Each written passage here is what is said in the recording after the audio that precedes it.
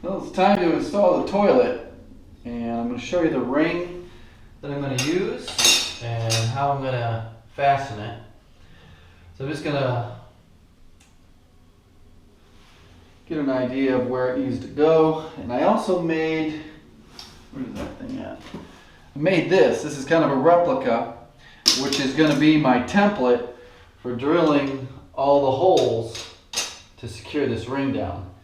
So pull this off, put this on.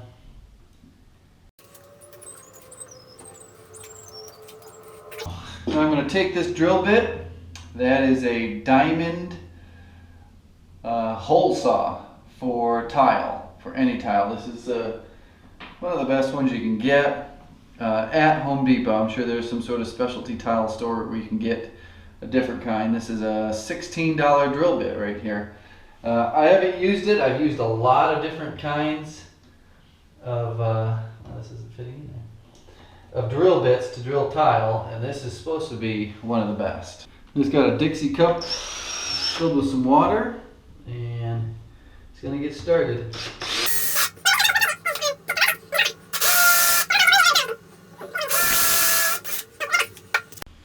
This one went through super easy and very quick. It's going to get some water on there, put it in the next hole.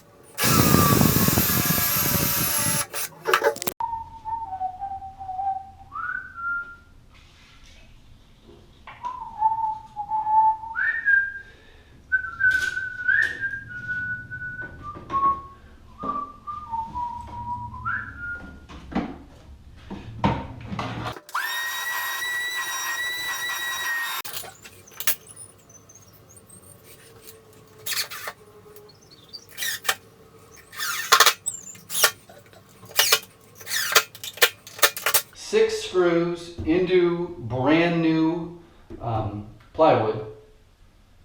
Now what I do is hammer this out to flare that back over.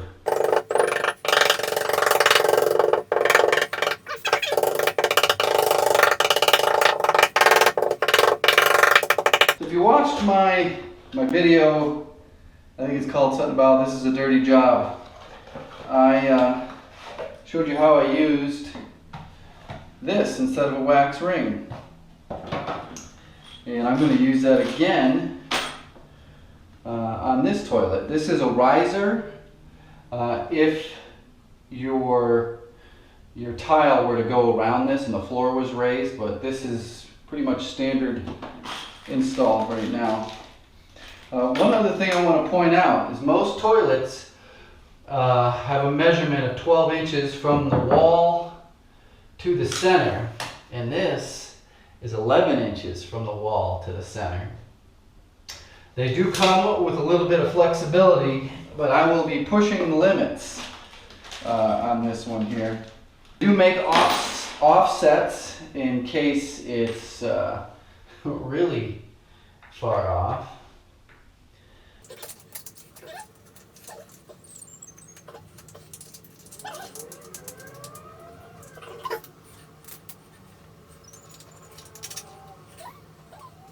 Okay, now all your waste is going down this rubber tube there. So none of the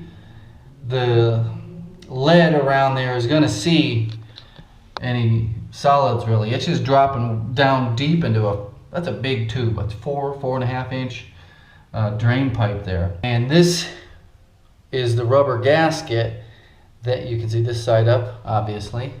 That's where what's going to seat up to the bottom of the toilet and keep water from leaking out. Okay, I got the toilet sitting right out in the hallway, and I'll get everything else kind of laid out. But before I do that, I'll probably put this the handle back on. This is a pretty good sized toilet. It's going to take up a lot of room. Get a good stance. You can grab it any which way you want. And line up. Good. Looking good. Slight adjustments right there.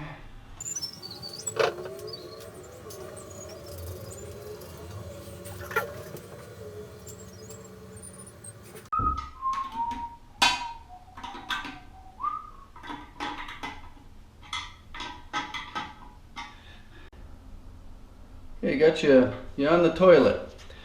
This bubble level here kind of tells you how close you are. This is your standard level. This over here, this tells you your fall.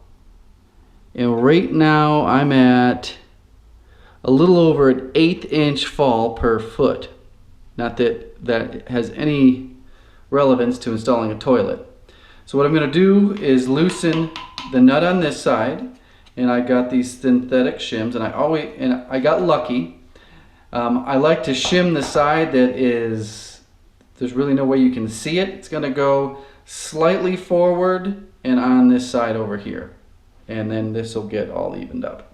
Okay, I got the shim in, and as you can see, where this bubble now touches the 0, and this one is just about perfect in there. Now it's definitely perfect. Gotta double check the front to back. And that's good. This side is good. Keep in mind these toilets aren't perfectly cast. Well, these bolts have a little perforation because some applications require a long bolt and some a short bolt, but this won't go on. So we got a pair of linemans. I'm just going to put right on that perforation and growl at it a little bit. You won't be able to see because I can use 2 hands.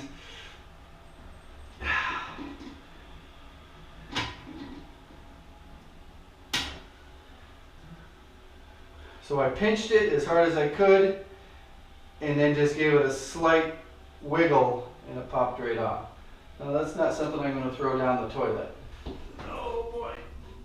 Now this is I'll be honest, so I took a few measurements just to make sure. The real test is going to come down to when I put the lid on this thing to see if it hits the wall. If not, if it hits, I'll just run it through my tile saw. So on older toilets, you had bolts that went through the actual tank with a rubber washer and then went through these holes. Newer style, there's this metal plate on here. These bolts just slide right on in.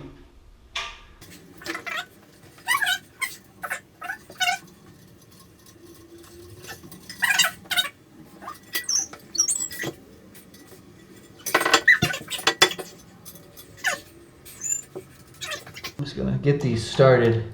Definitely not gonna tighten them down. I gotta make sure that it's seated on there in the right spot and not slightly off to the side and crooked.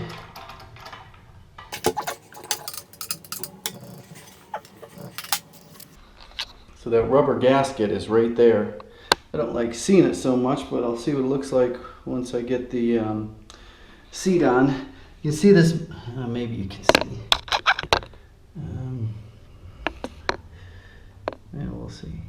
there are, oh, there you go. See that little metal tab there?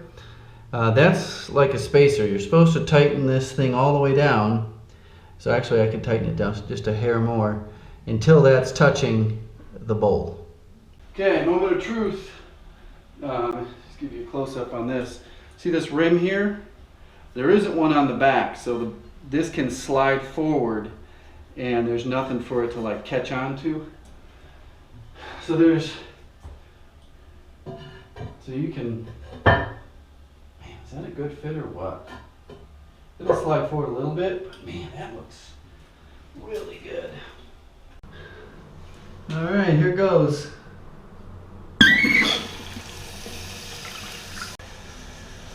See the bowl starting to fill up with water. Tank. And I'm gonna get down here and we'll start looking for leaks. I don't anticipate any leaks.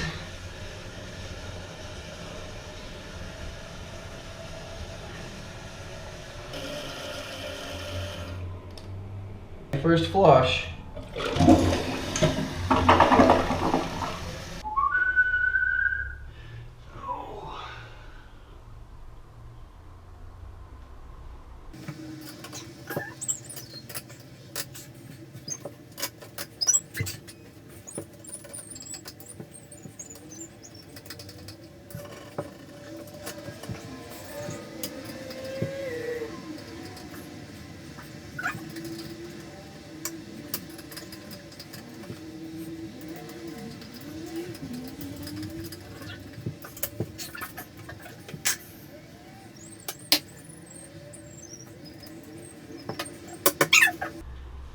What's next? I'll probably finish out this section of the day by putting the tub spout on, the mixer valve handle, and the shower head.